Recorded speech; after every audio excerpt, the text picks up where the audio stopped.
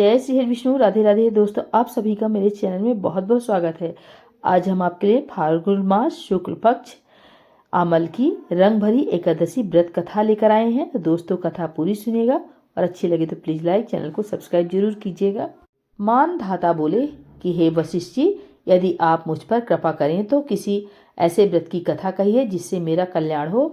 महर्षि वशिष्ठ बोले कि हे राजन, सब व्रतों से उत्तम और अंत में मोक्ष देने वाली अमल की एकादशी के व्रत का मैं वर्णन करता हूँ।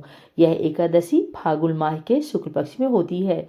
इस व्रत के करने से समस्त पाप नष्ट हो जाते हैं। इस व्रत का फल 1000 गौदान के फल के बराबर होता है। अब मैं आपसे एक पौराणिक कथा कहता हूँ, आप ध्यानपूर्वक सुनिए। एक वैदिश नाम का नगर था जिसमें ब्राह्मण, क्षत्रिय, वैश्य और शूद्र चारों वर्ण आनंद सहित रहते थे। उस नगर में सदैव वेद ध्वनि गूंजा करती थी तथा पापी, दुराचारी तथा नास्तिक उस नगर में कोई नहीं था। उस नगर में चैत्ररथ नाम का चंद्रवंशी राजा राज करता था। वह अत्यंत विद्वान तथा धर्मी था। उस नगर में कोई भी व्यक्ति दरिद्र व कंजूस नहीं था। सभी नगरवासी विष्णु भक्त थे और आबाल वृद्ध स्त्री पुरुष एकादशी का व्रत किया करते थे। एक समय फाल्गुन मास के शुक्ल पक्ष की अमल की एकादशी आई। उस दिन राजा, प्रजा तथा बाल वृद्ध सबने हर्षपूर्वक व्रत किया। राजा अपनी प्रजा के साथ मंदिर में जाकर पूर्ण कुंभ स्थापित करके धूप, दीप, नैवेद्य, पंचरत्न आदि से धात्री यानी आंवले का पूजन करने लगे और इस प्रकार स्तुति करने लगे। हे धात्री, तुम ब्रह्मस्वरूप हो, तुम ब्रह्मा जी द्वारा उत्पन्न हुई हो और समस्त पापों का नाश करने वाले हो। तुमको नमस्कार है। अब तुम मेरा आर्घ्य स्वीकार करो। तुम श्री रामचंद्र जी द्वारा सम्मानित हो। मैं आपकी प्रार्थना करता हूँ, अतः आप मेरे समस्त पापों का नाश करो। उस मंदिर में सबने रात को जागरण किया। रात के समय वहाँ एक बहेलिया आया जो अत्यंत पापी और दुराचारी था। वह अपने कुटुंब का पालन जीव हत्या करके किया करता था।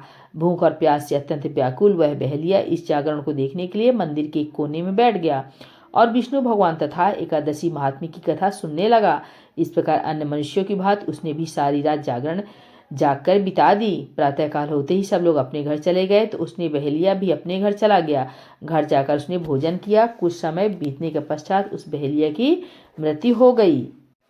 मगर उसने अमल की एकादशी के व्रत तथा जागरण से उसने राजा विदुरथ के घर जन्म लिया और उसका नाम वसुरथ रखा गया। युवा होने पर वह चतुरंगिनी सेना के सहित तथा धन धान से युक्त होकर 10,000 ग्रामों का पालन करने लगा। वह तेज में सूर्य के समान, कांति में चंद्रमा के समान, वीरता में भगवान विष्णु के समान और क्षमा में पृथ्वी के समान था। वह अत्यंत धार्मिक, सत्यवादी, कर्मवीर और विष्णु भक्त था। वह प्रजा का समान भाव से पालन करता था। दान देना उसका नित्य कर्तव्य था। एक दिन राजा शिकार खेलने के लिए गया। दैवी योग से वह मार्ग भूल गया और दिशा ज्ञान न रहने के कारण उसी वन में एक वृक्ष के नीचे सो गया। थोड़ी देर बाद पहाड़ी म्लेच्छ वहां पर आ गए और राजा को अकेला देखकर मारो मारो शब्द करते हुए राजा की ओर दौड़े। म्लेच्छ कहने लगे कि इस दुष्टी राजा ने हमारे माता, पिता, पुत्र, पौत्र आदि अनेक संबंधियों को मारा है तथा देश से निकाल दिया है, अतः इसको अवश्य मारना चाहिए।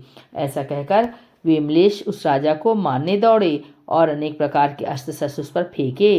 वे सब अस्त्र शस्त्र राजा के शरीर पर गिरते ही नष्ट जाते और उनका वार पुष्पे के समान प्रतीत होता। अब उन म्लेच्छों के अस्त्र शस्त्र उल्टा उन्हीं पर प्रहार करने लगे, जिससे मूर्छित होकर गिरने लगे। उसी समय राजा के शरीर से एक दिव्य स्त्री उत्पन्न हुई।